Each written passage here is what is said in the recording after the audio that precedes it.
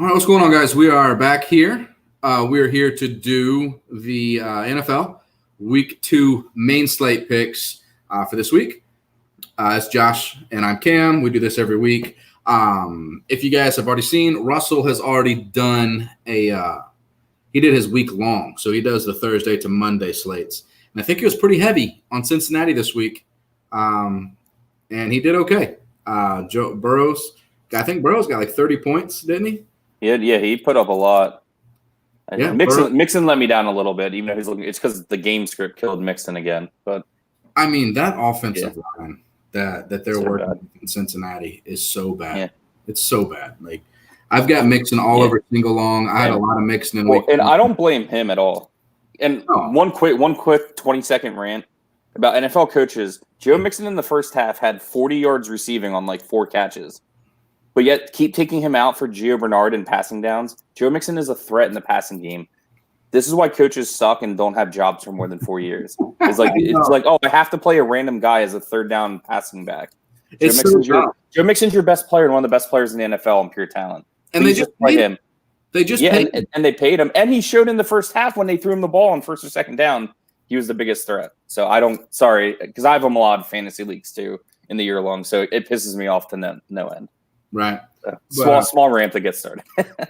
So what we're gonna do it a little bit different this week. Last week we went through every single game and gave you all the plays for each game. We had a lot of hits. We had a few misses. What we're gonna do this week though is we're going to pick just a few of the games that we're gonna target.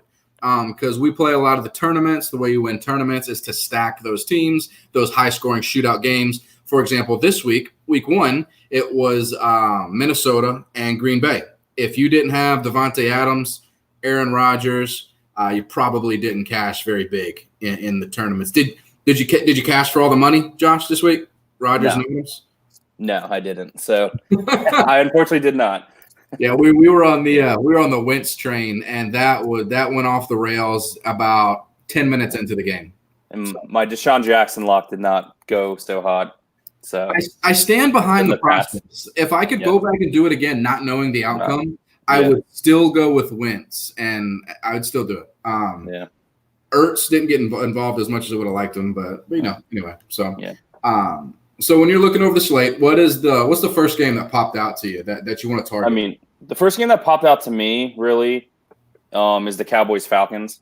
Because pretty much the second game besides the Packers game last week, the games that I actually hit on last week, because I remember I did a lot of Seahawks and a lot of Falcons players last week. And that's the games that I played those guys in. Those are the ones I cashed in. Whereas the Eagles, not so much, kind of brought my bankroll down.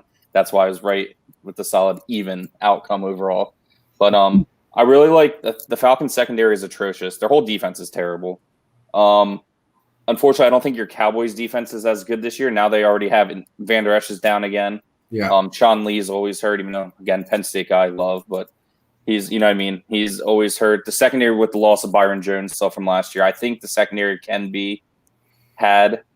But then in turn, the Cowboys offense is still, I think, going to be amazing. So I like a lot of Dak. However you want to go, like I said, I like Dak, I like Zeke. Amari Cooper is only 6,100. I think I have Amari Cooper in like every lineup I created. Even if I didn't go Cowboys heavy, he was like my one-off guy. If I stacked like a lot of other teams, like I was like, I can't. He still had, I think he had 10 catches still, even only 80 yards. Because but 10 catches against Jalen Ramsey. Amari's in for like 100 catch season. And then the Falcons, their offense looked so good. Matt Ryan, they had 3 receivers go over 100 yards, with including Russell Gage. Even though I think Cole obviously die down some here, but obviously we talked about Calvin Ridley can easily be a top 10 guy this year. Julio Jones is Julio Jones. And I'm still staying on. Don't get off the Hayden Hurst bandwagon. I see a lot of the Russell Gage 8 to 10 targets coming back to Hayden Hurst as well. So I'm not leaving the Hayden Hurst bandwagon either. So I have a lot. Like when you take your chips, I have a lot of them all in this matchup, Cameron. Okay. So Dallas -4, lock of the day. Let me tell you, I wish, as a Cowboys fan, I wish I was that confident. I like to say those kind of things, but I'm not so sure. I'm looking at Pro Football Focus here. Anytime I'm in doubt on what's going on, I typically look at their metrics to see what they have going on. They have Dallas on this slate as the 6th worst pass defense efficiency overall. I'm sorry, not pass, overall defensive efficiency. It's the 6th worst. Right after that, just to follow up, the 9th worst is the Atlanta Falcons. So I'm right there with you as far as defensively. These two teams didn't show a whole lot in week 1.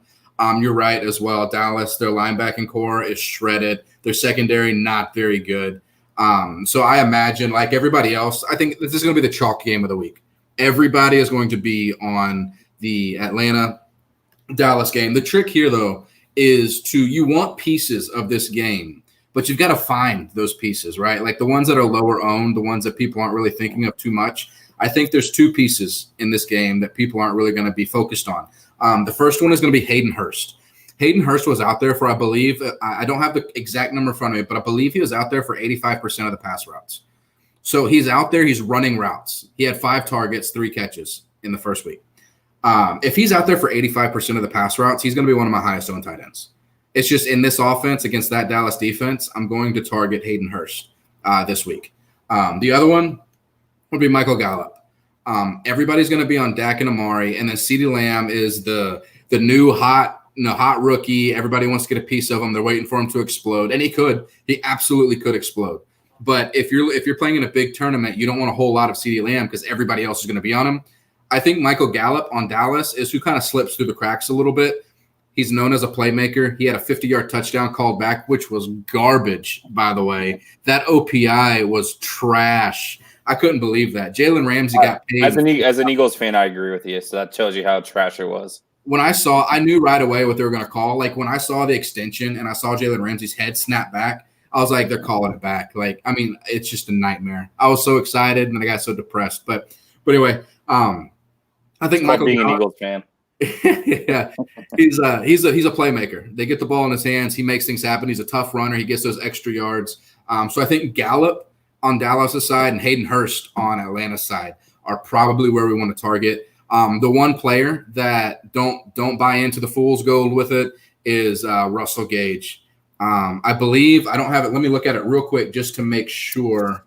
I believe he had 12 targets last game. Something crazy. And he went over, like I said, over 100 yards.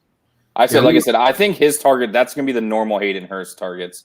And just one game, don't get like scared of Hayden Hurst. Cash in on the people that are scared of not playing Hayden Hurst this week because the Atlanta offense of the past decade with Tony Gonzalez and Austin Hooper at tight end has been fantasy gold with Matt Ryan.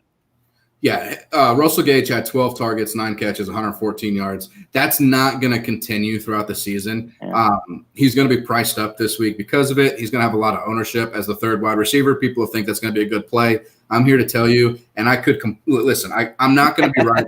I'm not going to be right all the time. I'm fairly confident that Russell Gage is not going to get 12 targets a game. Not when you have Julio, not when you have Calvin Ridley, not when you have Hayden Hurst. It's just there's not enough to go around. I think he's going to be odd man out. Just don't play him. There's so much value on this slate. Let me go back and look and see how much Gage is. Gage is 5,400. There are so many wide receivers that you could play at 5,400. Let me pull that up real quick. I'll go over a couple of them with you. And just real quick with like Hurst too. Like I said, just like Cameron said, the percentage that he's out there, he's like I said, he's just going to eat. And even last year, the Cowboys against tight ends struggled. They gave up like over 100 some catches to tight ends during last season. And like I said, their defense, I think, is worse this year than even it was last year with some of the hits and injuries they've already taken. Yeah, this is the FanDuel pricing as well. This isn't the DraftKings pricing. But Russell Gage is priced, and keep in mind, he's a 4th option in this offense. He's priced at $5,400 on FanDuel. The people that are near him are Darius Slayton, Jerry Jeudy, Paris Campbell, Bashard Perriman, who could easily break Slate this week. Bashard Perriman, Scotty Miller. I mean, there's so many plays. And no lie, I'd literally play every single person you name there before I play Russell Gage this week. I'm not just saying that. It's without question.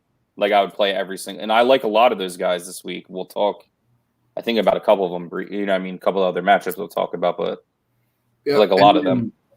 I know I said you have to get the lower owned plays, but there's a couple of the plays in this game that you almost just have to have. I feel like Ezekiel Elliott is one of them. I think Ezekiel Elliott this week is just a plug and play. They're going to get him involved in the passing game. He's probably the second best running back in the NFL. He's going to get his rushes. He's going to get his touches. I think you don't have to shake your head when you hear Cowboys running back number. I was thinking I have him half my fantasy teams. I was thinking. I'm a teacher, so I have to think and contemplate things in my head. But yeah, so I don't think it's good or bad. I was thinking. Yeah, so I think Zeke's going to be a plug and play.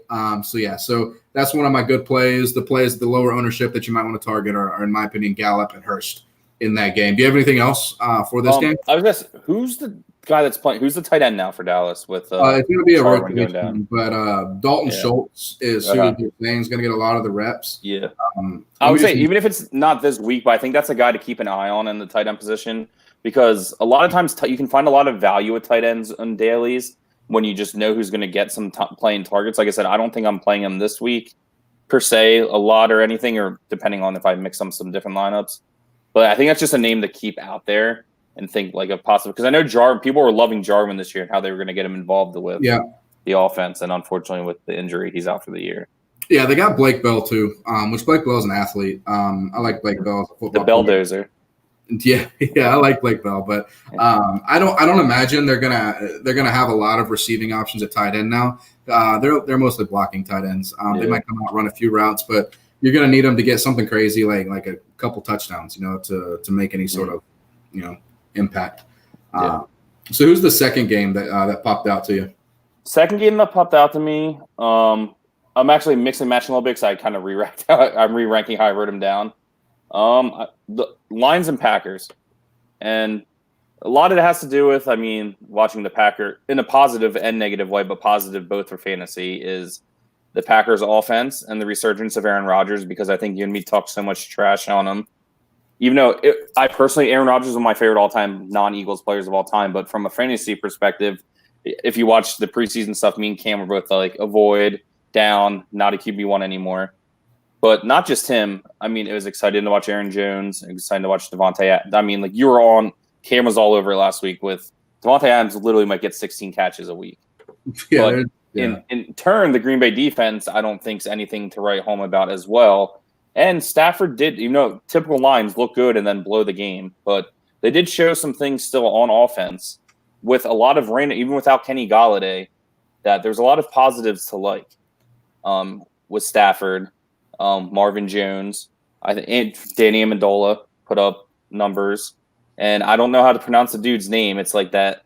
You know who I'm talking about. I think he had 10 targets.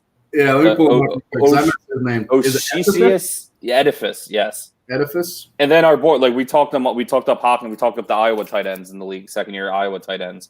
Hawkinson and getting the touchdown, the looks in the goal, down in the red zone, and I think not a bad play. So I like a lot in the Packers lines. I love Aaron Jones. Like I said, I think I was one of the ones that for some stupid reason got scared a little bit when they take AJ Dillon in the second round, and then you just watch Aaron Jones play, and it's like, I'm an idiot. He's so good. How you can't avoid not getting him involved. He just scores touchdowns and gets points.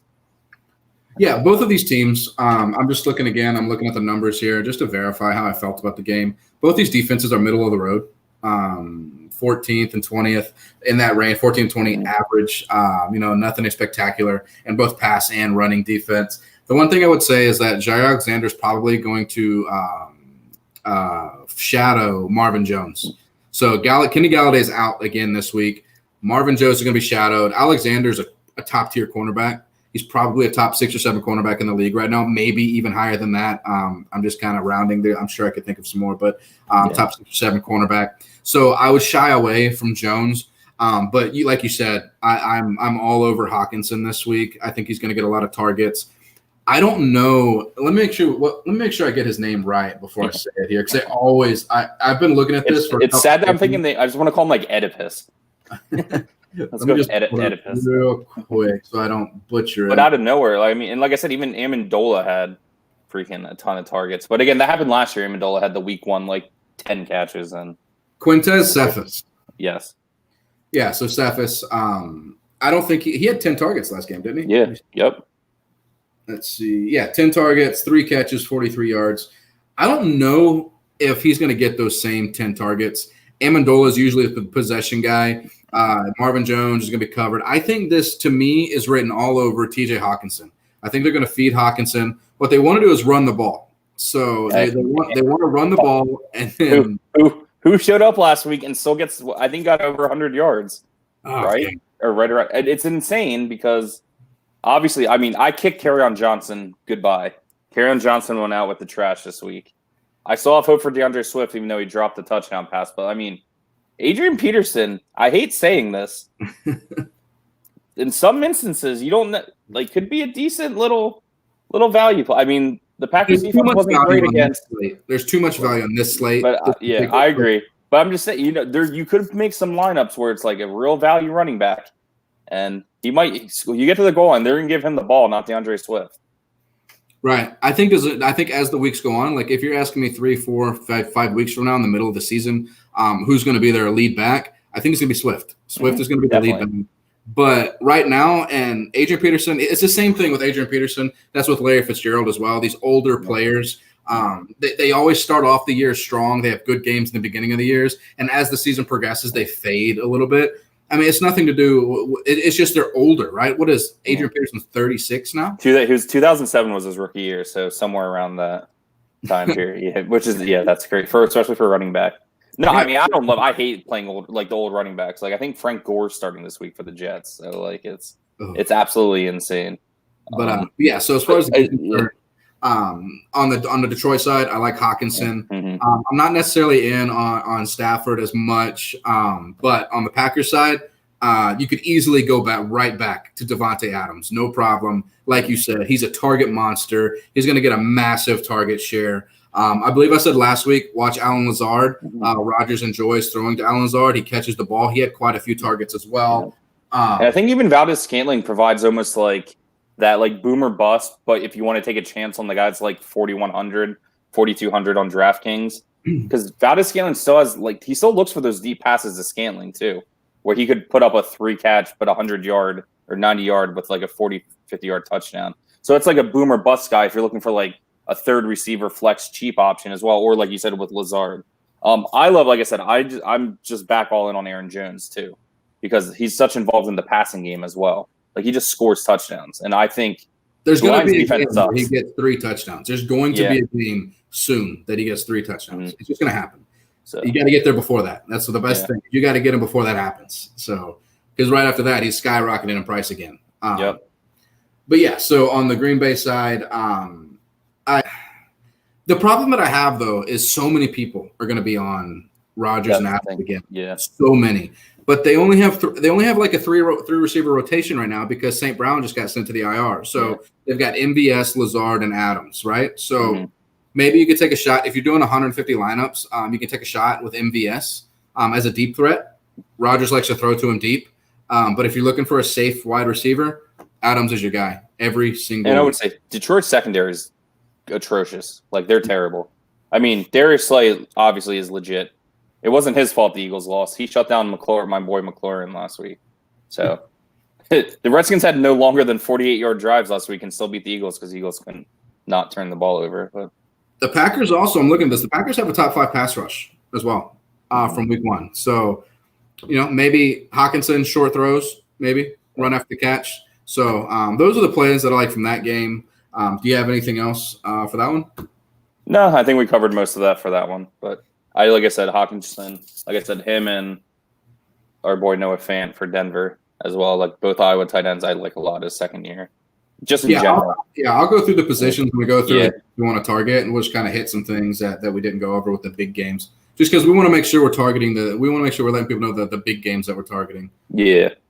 So what's the next one you got?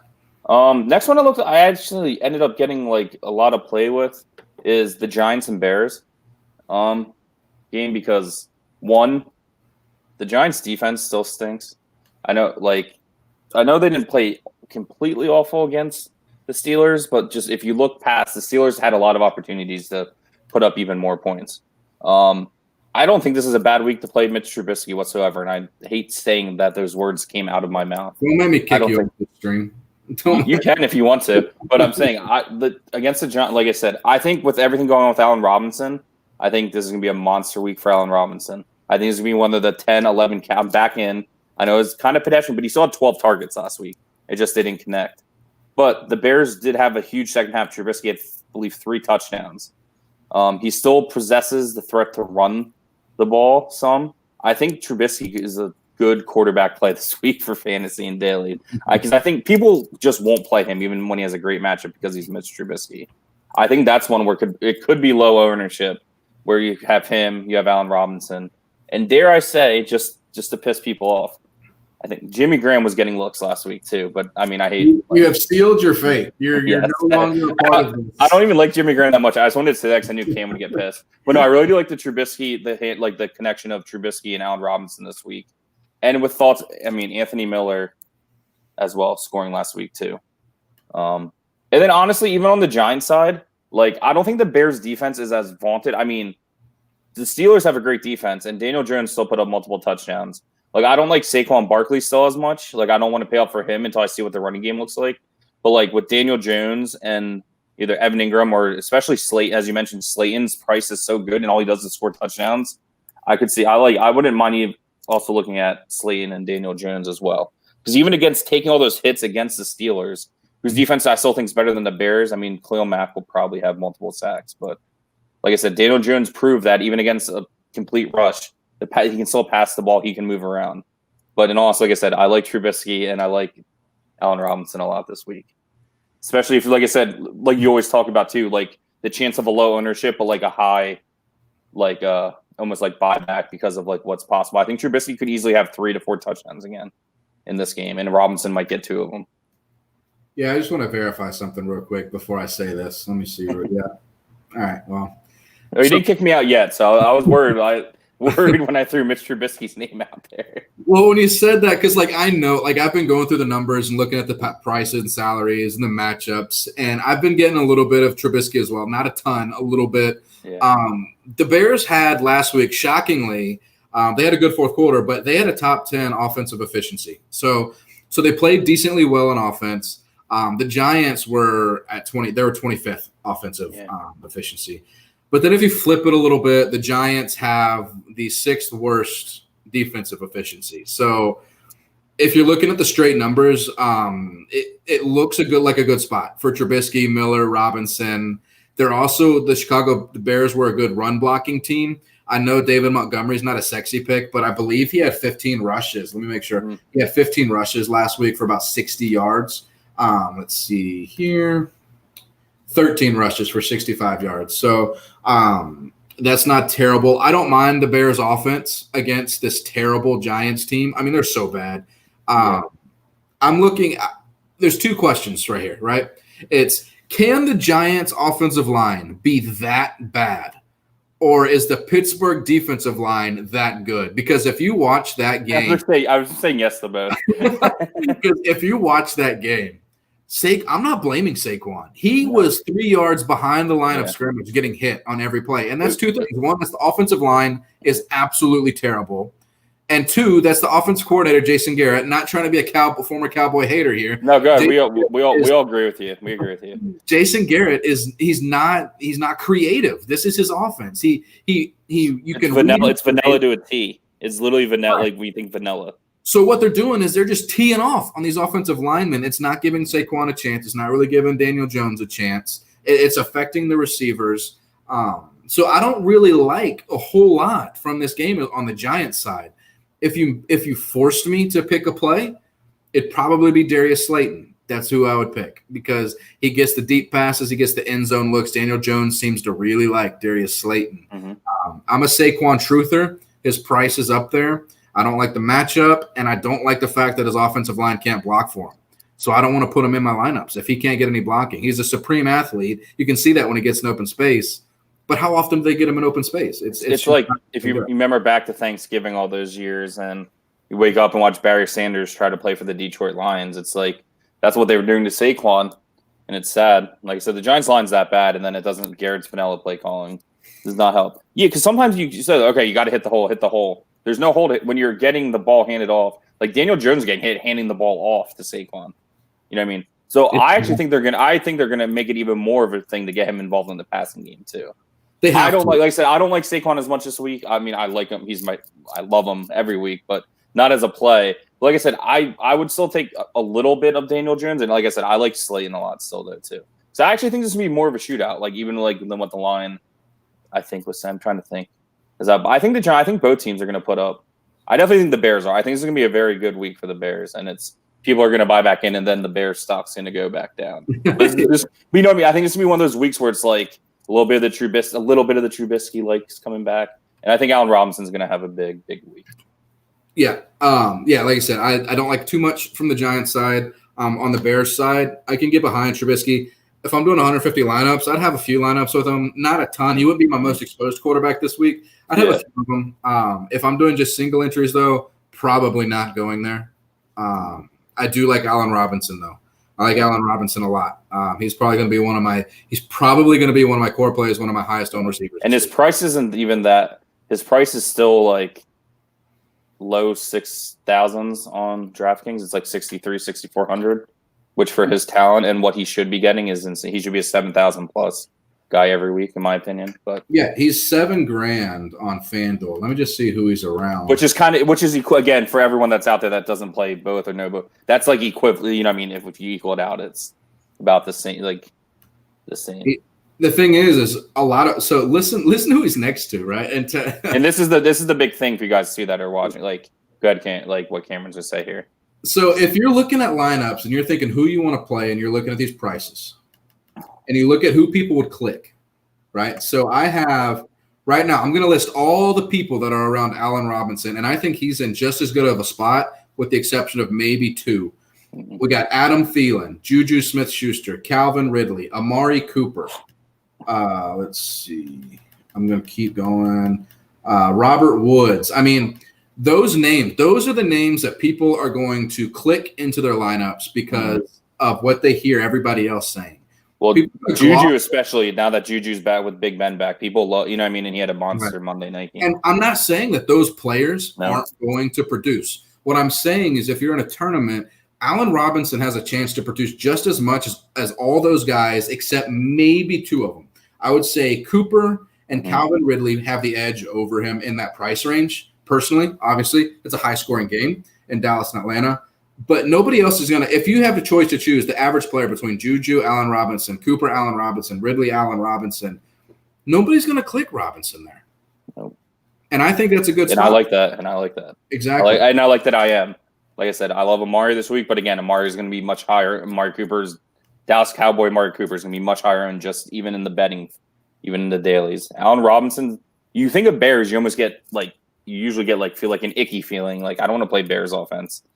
But like I said, I think this is a good matchup. Yeah. What's your next game that popped out? Next one I put down a little bit is Vikings Colts. Obviously, we already mentioned too as well about the Vikings offensive output, even though they lost and they put up a ton of points. They have a very potent running game, almost a two-headed running game, and still with one of the best running backs in the league as the lead part of that. Obviously, you mentioned it with Adam Thielen. I said I think Cousins could be a decent play this week. The Colts defense couldn't stop the Jaguars, who are trying to get Trevor Lawrence. Like they're outwardly admitting that they're trying to get Trevor Lawrence and still won. The Vikings defense is not the Vikings defense anyone thinks of. And yes, I know it was an all-time legend, Aaron Rodgers, that lit him up, and with Aaron Jones and stuff like that. The Colts do have weapons on offense. Again, Rivers is going to turn the ball over, but Rivers is they're still going to put up 300 yards passing. They have Jonathan Taylor's just going to get the workload with Nyheim Hines. But both of the running backs in a fantasy setting are going to be viable because Hines is going to get that Austin Eckler role. Jonathan Taylor's going to get the overexposed Melvin Gordon role. They both had targets in the passing game. Once Mack went out, Taylor, became the lead back, and they're going to mix them both in.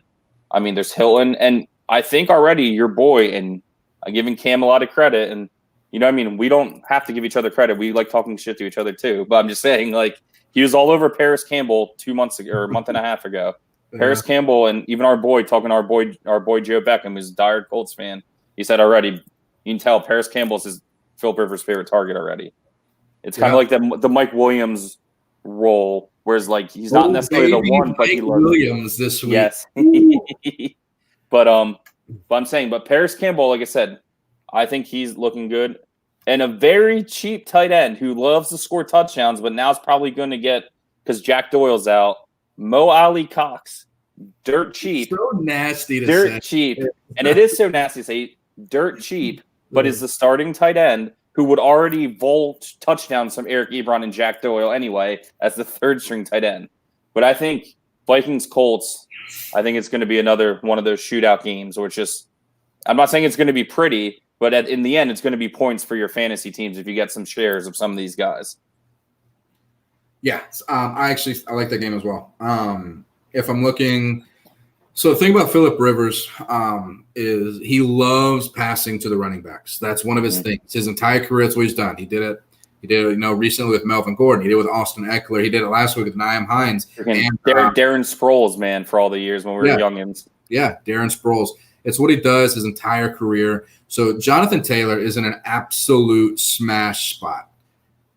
But I think there's so many people that are going to be on him. I'm going to have shares of him. Absolutely. I'm not fading him. But am I going to have the 35% that it's looking like he's going to be? 35. That's crazy. That's a lot, man. And I'm just looking at the running backs in that price range. There's not a whole lot that I'd rather click in that price range where he's at. Yeah. Because I think on DraftKings he's less than 6K, which for what he's looking at, I think he's either 58 or 5,900 on DraftKings. Like I said, unfortunately, I'm sorry, I just don't have it up in front of me, but just going off memory, because obviously I have a bunch of shares of him too, because it's so hard not to play him, even though like you said, you look at the ownership and it's like 30, 35%. But then it's like, I don't know, when you have that, you know what I mean, the matchup, it's hard, it's tough. But it's also why it's smart to like sometimes, like you said, not necessarily fade, but not like put him as your lead dude and like out of like your top shared guy.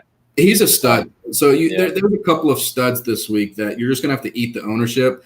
I haven't made the decision yet if Jonathan Taylor is going to be one of the people that I just eat the ownership and just hope like hell that he does well, because if he busts, then you're automatically on the opposite. You're on the wrong end. So he's the only other person really in that price range. There's two of them, and I know one of them's your boy, is Malcolm Brown from the Rams and James Robinson from Jacksonville. So those are the only other two really attractive options there. You could probably mix in, if you're feeling frisky, a little bit of Peyton Barber, got 15 touches last game.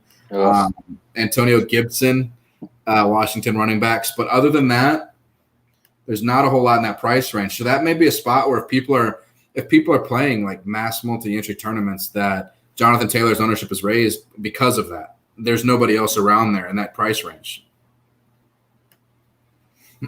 Let's see here. Yeah, and like you said, Paris Campbell, I'm all over Paris Campbell this week. The Vikings have the seventh worst passing of the defense. Passing isn't it kind of amazing, even though they still have Zimmer as their coach, how quickly their defenses like went from you were like didn't want to play anyone against their defense. And I think I even struggled. That was my own fault last week with not playing enough of the Packers and dailies. Like I have Aaron Jones in a lot of year long, so I reaped those benefits. But like I think it was my own fault for like sometimes you just got to sometimes you just have like those stupid like, oh yeah, it's still the Vikings defense. But then when you actually look at the numbers from the past years, how it's been drastically and it's one of those things where it's the name, right? It's like when people hear these certain names in football, people are like, oh my God, they're good because they've been good, right? Mm-hmm. So a good example is Darius Slay. Like you hear Darius Slay. Don't hate on Darius Slay, man. He shut down McLaurin last week. But I'm just saying, like, how good. But as far as coverage is concerned, he's not the Darius Slay that we remember from 5 years ago, right? He's trending down a little bit. Xavier Rhodes is another example where he had a couple of elite seasons where he just absolutely shut people down. But since then, he's been getting beat a lot. And people hear that Xavier Rhodes name and they go, oh my God, I got to shy away from that because he's so good. That's where you can gain a little bit of leverage, is be like, look, I've seen the numbers. I'm looking at the numbers. He's not that good. I'm going to target against him. And like you said, in turn, that's where people don't realize like how good Jair Alexander is. So I think there's going to be in a lot of Marvin Jones ownership because of Galladay being out. Like you said, that's where the smart play is. You go Hawkinson with the tight end, just how the game script probably is going to look. And that's just kind of like knowing, especially like Cameron gave a good job, like Pro Football Focus does a tremendous job because they go through everything. And that's how they play, like get their numbers, the rankings and all that. It's amazing the stats that they have on Pro Football Focus. And if you're just nerds like us that just love football and sports in general, it's just really interesting. In all honesty, like I said, that's how I've always been good with quick math, is because I've been a sports fan since I was a little kid. So it's like I knew all my sevens because of touchdowns. You know what I mean? My multiples of 7 were always good because I could do like touchdowns, or like multiples of 3 for like 3-point shot. You know what I mean? It's crazy stuff like that. But little quick nerd plug for us there. Yeah, so that's on that side. On the other side, Minnesota, obviously there's a couple of options there that you got Dalvin Cook, no issue if you play him. Adam Thielen, no issue if you play him. I'm trying to figure out whenever they're going to decide, okay, we're done with the Kyle Rudolph thing. Yeah, I knew you were saying that. I mean, come on, guys. Like, Irv Smith Jr. is a much more athletic tight end. It's just he fits the mold. Yeah, it's like what I was saying. Sorry, no, go ahead. I was just saying he fits the mold of those really athletic tight ends. Like Irv Smith, you watch him play, it's like, dude, he could be early Jimmy Graham, 2 point, like just that freak athlete with a lot of potential.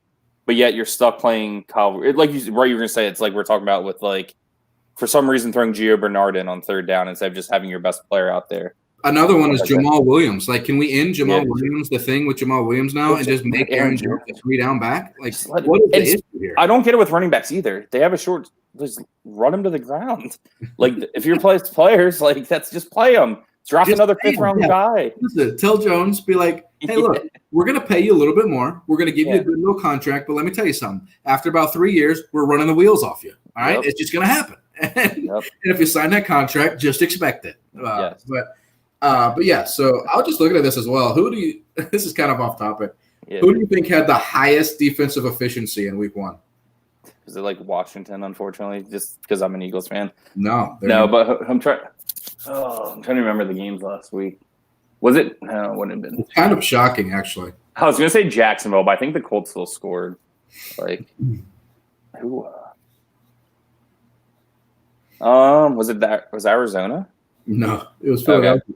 It was Philly. Oh, it is fun because, like I said before, and I forget, because they didn't give up any long. Their longest drive they gave up, I think, was under 48 yards, and they held the running games had averaged less than like 3 yards a carry, I think, and they didn't do anything because Haskins sucked too, but they scored because they had 30-yard fields, and like I said, you know me, Wentz is I'm Wentz's biggest fanboy, but yeah, he made some terrible choices last week. Yeah, they have the highest rated defensive efficiency, and they have by a wide margin the highest pass rushing efficiency as well. So yeah, so Jared Goff, look out, buddy. Yeah, I avoided even though not necessarily off top, but Miles Sanders is back, and remember we talked about the price where his price is going to be in a nice sweet spot. Because once he gets going, like we said, we're both big Miles guys. He's at like 6K even on DraftKings. And I think he's going to come right in because they have to. Yeah, I mean, you saw what happened last week with Wentz getting killed. Luckily, Lane Johnson's back too. They're going to give Miles Sanders the ball, whether it's the run game or the passing game. Unfortunately, I already hate the Eagles. I know. I hate the Eagles so much. But if they sign Devontae Freeman, I'm gonna be so mad. Like, I heard that. I'm like, absolutely just destroyed. I don't want him. I'm an Eagles fan. I'm the biggest Eagles fan you'll ever meet. I don't want Devontae. Right? They're gonna sign him, and they're gonna give him a 30% carry share. And I'll listen to sports radio all week, driving in and out back from work. Oh, Devontae Freeman, he had a 1,500-yard season 9 years ago. He's still good. Like, this is like the guy that's like looking up on his little page. Like, yeah, no, it's not 2016. Like, did you not watch Devontae Freeman try to play football the last 3 seasons? So how many more games do you have? You have 1 more or 2 more games here? I kind of had 1 more, and like I mentioned to you, it wasn't necessarily. It's one team in the game, like, and it's only because I want to keep bragging about them because it's like my man crush, like for the rest of my life. Non-favorite Eagles team is the Arizona Cardinals. Like, I'm already anointed Kyler Murray the best quarterback in the history of the NFL. So you're welcome, everybody. Kyler Murray, you're welcome. Well, he destroyed. Yeah. He destroyed. Yeah, I know. So, and it sucks because I'm not gonna lie, I was a pussy because of the whole weather situation. So I was too. I was a big pussy and decided to like not.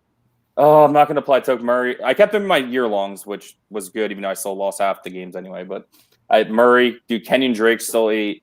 DeAndre Hopkins, like the whole offense, Arizona, their prices are still not that crazy. I'm all over Arizona. Dave Edmonds is the bane of my existence. Like I second guess playing Drake sometimes because I've seen what Chase Edmonds can do. He almost did it last week where he hit the cat, but yeah, he just catches balls and scores touchdowns, and I'm just like, and he doesn't get that much playing time, so I'm just like, I hate it. Like listen, he's a good player. I hate him fantasy wise, like because he just ruins everything. Yeah. Drake still gets his though. He's so perfect. Like they were just smart, and it's weird saying because Arizona's been one of the worst run franchises for a long time. But luckily, Bruce Arians came back for a little bit, gained some like stability. I think Kingsbury is just a smart offensive mind. We'll see how it works for the whole team. But I mean, with Murray, Drake, like I'm going to keep beating the dead horse, or whatever the stupid saying is, beating the horse till it's dead or whatever. Their offense is ridiculous. Like I think everyone forgot that what the Niners defense was last year, and it didn't matter. Kyler Murray ate all day long. Yeah, I mean DeAndre Hopkins freaking ate all day long, and I loved watching it. I'm looking at this right now, and is this the week that Antonio Gibson goes nuts? Because it could be though. That's what I'm saying. Like and I was gonna say there's two guys, and the other one I thought I was gonna let you play your tight end because you were all over that last week, and it was a great call for the Redskins, the team formerly known as the Redskins. I'm playing him again this week. Logan Thomas. I'm playing him again. I'll let you talk. Those are the two guys. Those are the two Washington guys that I kind of. Also, I mean, there's McLaurin too, but he's obviously more expensive. And he's going against Peterson, probably be shadowed, so that's a tough matchup. So I think. Yeah, so their passing defense for the Cardinals was pretty good. They're top 7. Rush defense, 3rd worst. Yeah. So who's going to win this battle? We've got the Washington running backs versus the terrible Arizona run defense. I mean, if Gibson still showed he had some flashes last week, and they didn't give him. I mean, they saw Peyton Barber obviously got a lot, and especially the goal. Unfortunately, you see the goal line, but again, just play Gibson. He's you see the talent. I think, like you said, I think it's a risk to take in definitely some shares of Antonio Gibson this week. Yeah, no. If you like Arizona as much as I know Josh does and I do as well, you're probably going to get some Gibson this week because I'm not as heavy on Hopkins on the Arizona side as much.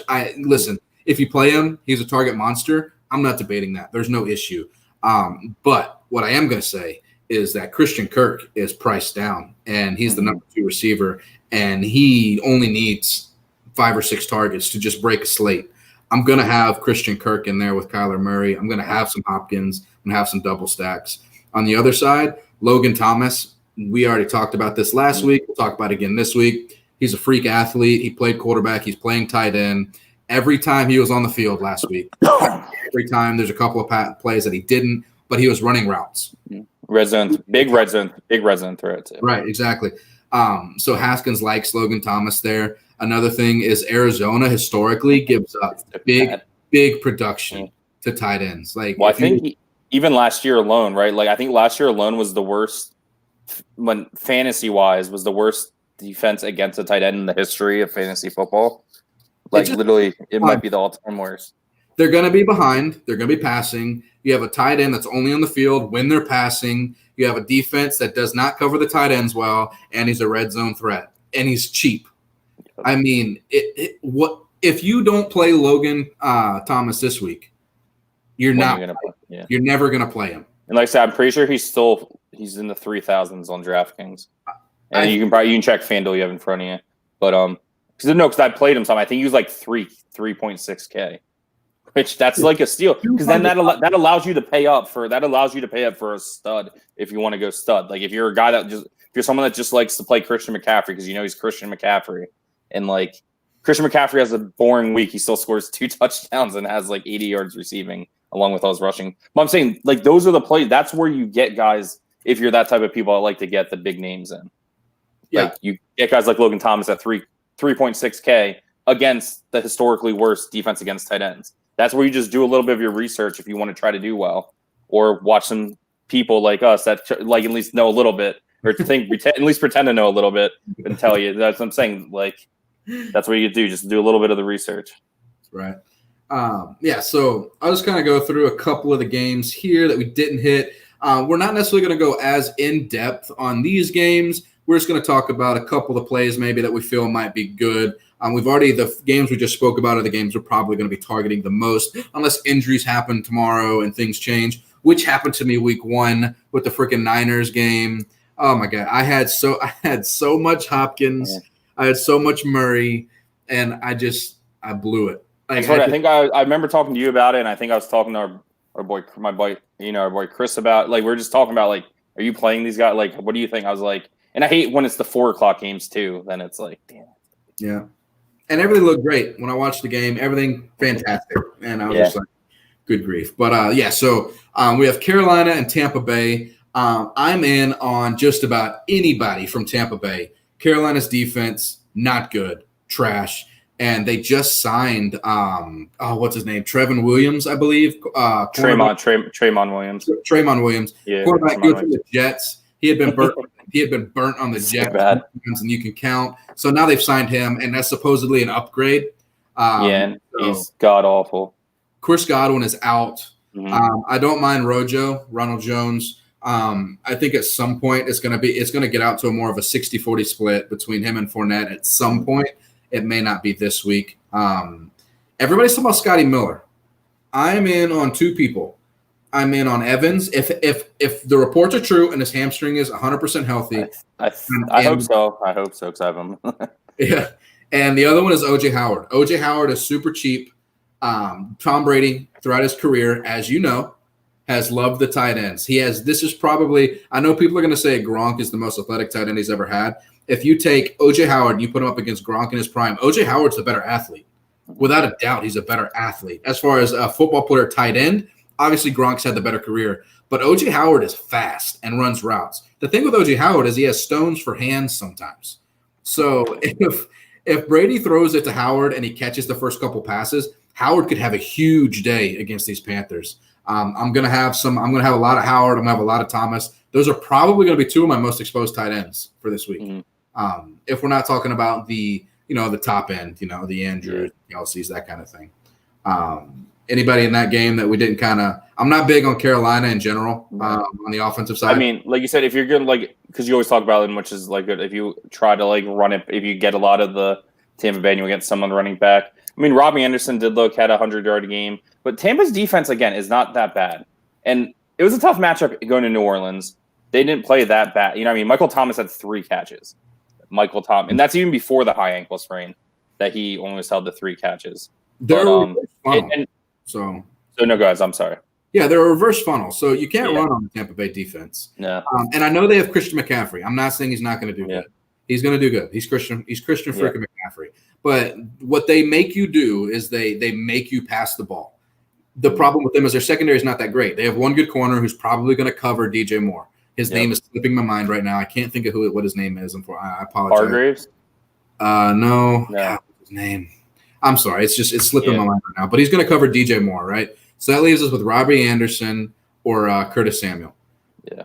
Robbie Anderson, like you said, probably he long guy. He runs deep routes. He can hit you 2 catches. He can break the slate. That's probably the only person. Robbie Anderson's the only person on just because the price of Christian McCaffrey. He's expensive. Yeah. And I think it's not a good and out of matchup, even though he is matchup proof, but in some time when you factor in even a little bit of stuff, like I said, this is not necessarily. It might be a week to avoid Christian. Yeah, let me look and make sure. I want to see if he hit value last week because I didn't. So he got 20. He had 2. He did have 2 touchdowns. He didn't hit GPP value last week. That's what I'm saying because he's so expensive. And that's what we're saying. Like he still gets. Yeah. I hate. Like I said, I try not to play it. You know what I mean? Unless it I can factor in the lineup with the percentages how it works, and it's tough. Like even last week, I played Michael Thomas in a bunch, and that hurt me in some of mine because I paid up and he didn't do squat. Then we got after that we got San Francisco, the Jets. I'm not interested in a whole lot going on here. You're not getting Frank Gore revenge game. Yeah, played a decade ago with the 49ers. I talk so much trash about Gore every year about how old he is and he's retired. And he just keeps on trucking, and he makes me eat crow every year. But only person I'm really interested in here, Mostert. Raheem. He's getting the carries, he's getting the catches, but they rotate those running backs so much. I won't have too much exposure to that. I'm not big on Garoppolo here.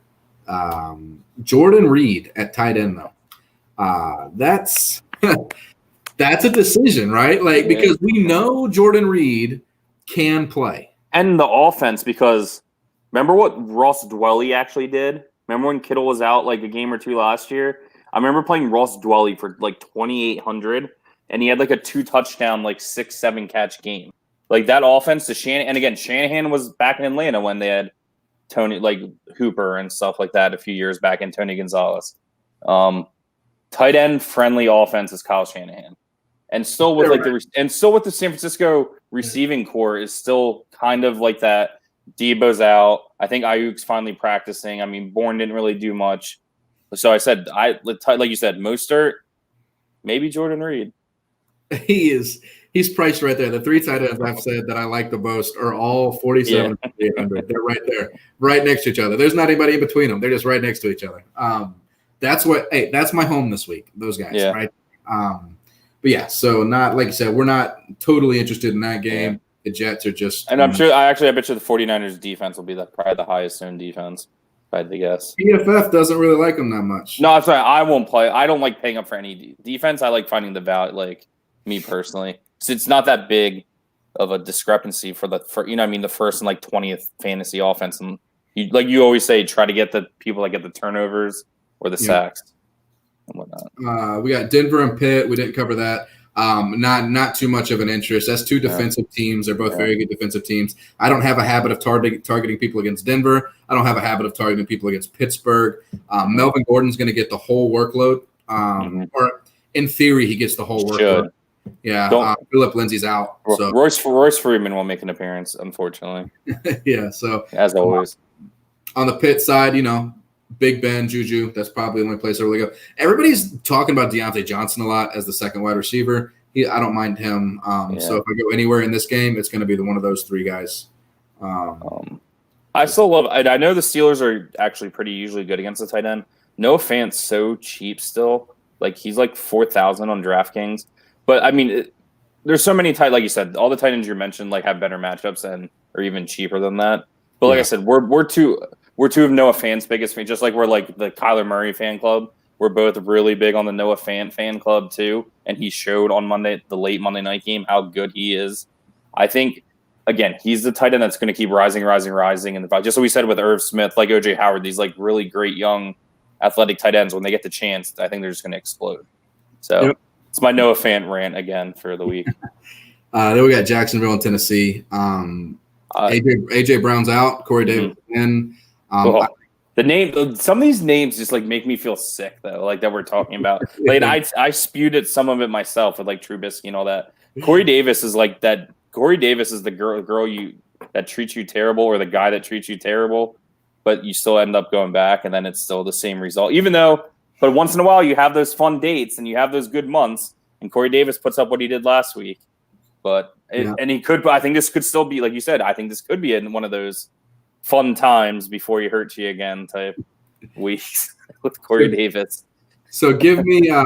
So we've covered most of the games, are the ones that we're generally interested in. I'm not going to go over the games that are clearly obvious. The Kansas City Chargers, the Kansas City Chiefs, the Chargers game. That's obvious, guys. Any of those plays, we're good with those plays. There's no secret sleeper plays there.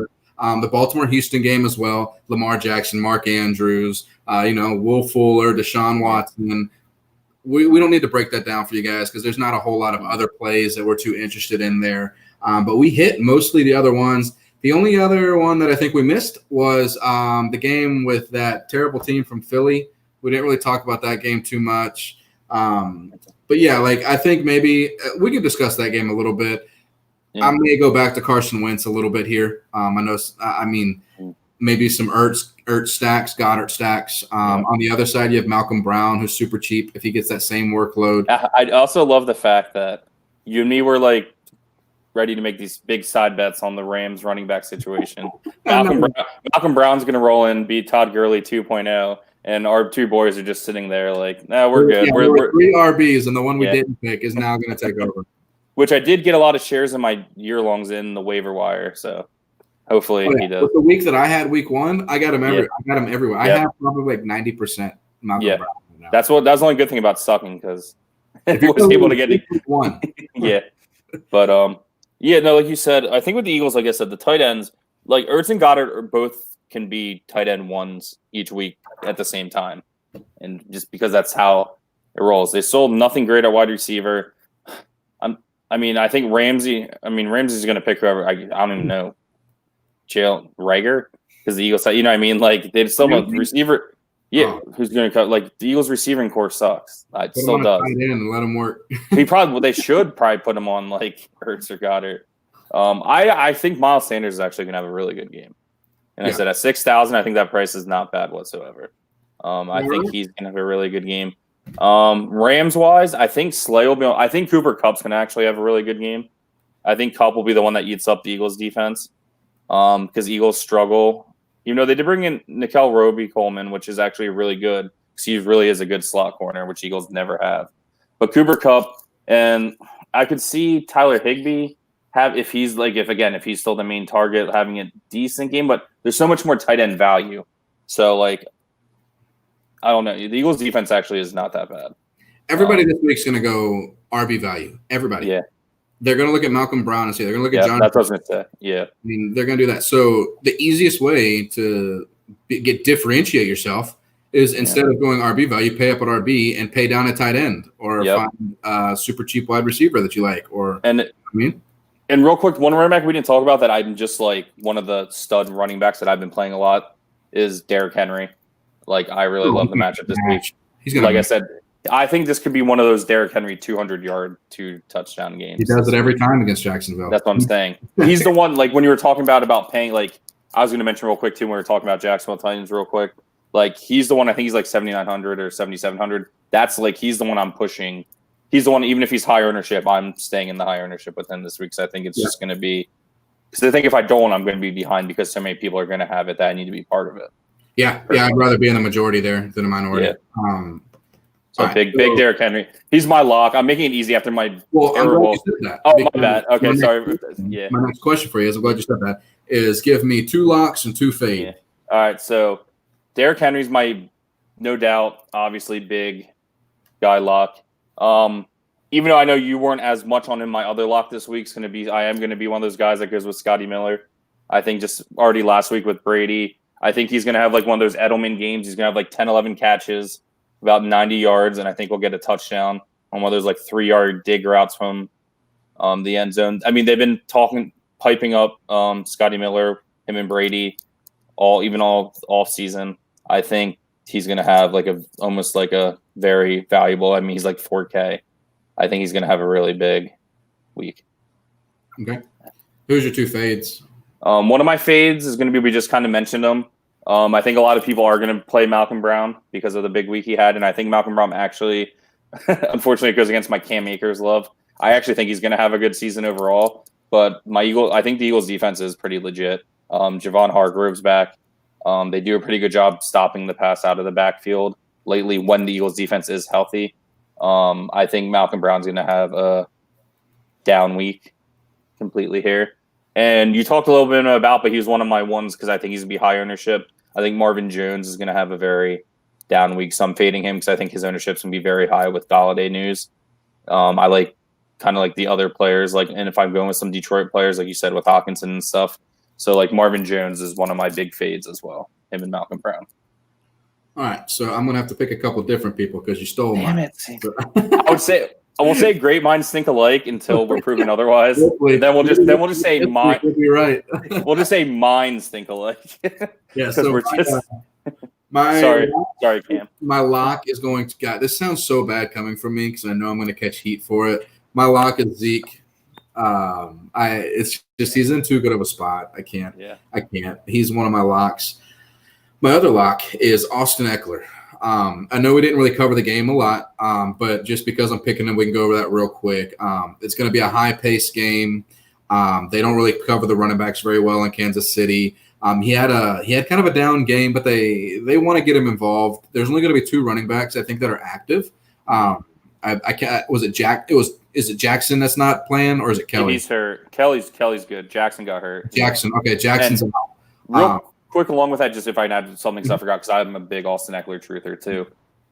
That's on the Chargers offense because he's out there playing. The fact, and I think that's just with Tyrod Taylor being not a great quarterback. Get Eckler. You have to throw Eckler the ball. He still played like how many share he had. He actually had more. He had a ton of carries. I think Kelly's still going to be involved, but Eckler's still going to be a running back one because he's going to play enough. He's going to get the catches. It's just you pretty much have to tie Tyrod. Throw the damn ball to Eckler. He's our best weapon. And the Chiefs defense isn't very good. Yeah. I think there's going to be a lot of points here.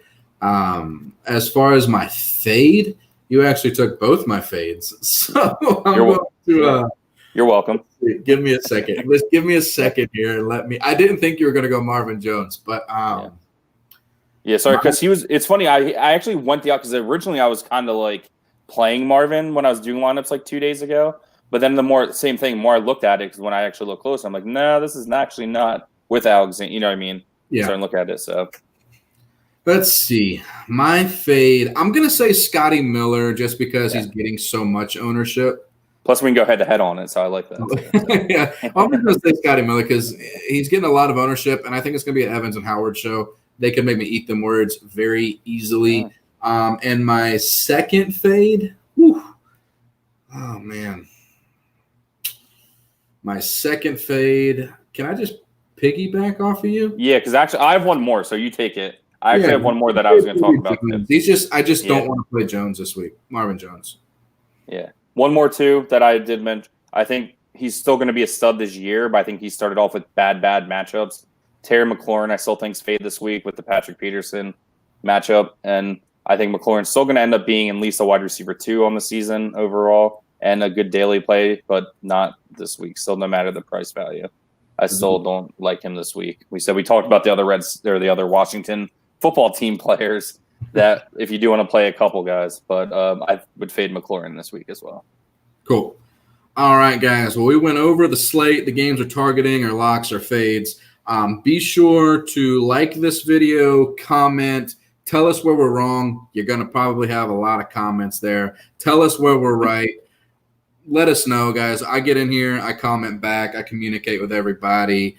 We want to get as many people watching this video interacting. We like to have the chat too. If you guys watch the video, put something in the chat. We'll bring it up. We'll talk about it. It's a lot more fun when we're having people watch who want to interact with us.